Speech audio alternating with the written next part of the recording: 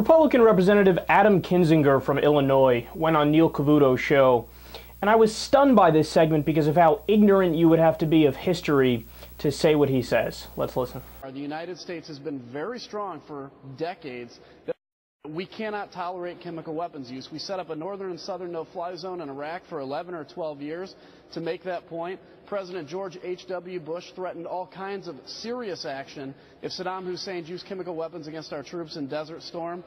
Americans on the battlefield have enjoyed no chemical weapons being used against them since World War I because this is something we've taken very seriously. If we allow chemical weapons use to slide even this one time, we've set ourselves up, we've set America up to potentially be exposed to these weapons into the future. But the fact of the matter is, shooting women and children and shedding them is awful as well. I guess what I'm asking you is that the new litmus test now? And is the message we are sending to tin horn dictators around the world is, next time shoot them, don't gas them?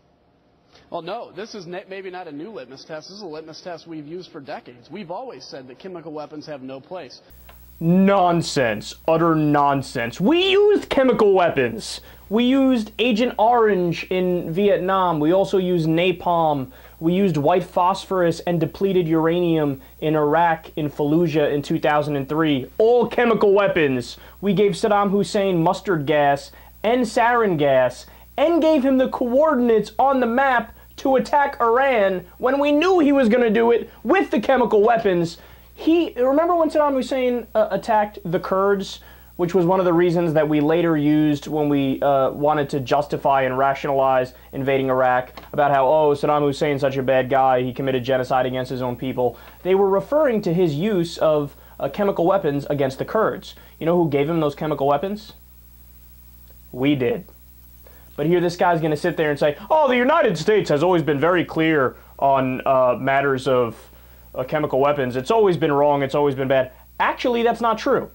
Whenever we do it, it's perfectly fine. And whenever our allies do it, it's perfectly fine. Another example is Israel. They just used white phosphorus, a chemical weapon, against the Palestinians not that long ago, within a year or two. You know what we did? Nothing. They were showing video of it on CNN and casually discussing it. So notice the hypocrisy, notice the absurdity, all of the reasons that they're giving as to why we should be going into Syria. It's all bullshit. It's got nothing to do with the humanitarian crisis. If it did, we would have went into Darfur, the Congo, Somalia, Mali, North Korea. All these different places have brutal dictators. All these different places have had slaughters and genocides. I mean, the Armenian genocide, you remember when that happened? We didn't do anything. Why? Because Turkey was carrying it out, and Turkey is our ally. So we always have a double standard. Whenever we do something bad or our allies do something bad, we don't have these high humanitarian ideals. It's only when somebody who we already dislike and somebody who we can take advantage of, in the sense that if we topple the government in Syria and put in a government that's kind to us, we can snub Iran and we can have control of vital resources in an area in the Middle East. That's what this is about. It's not about any of the things that he just said.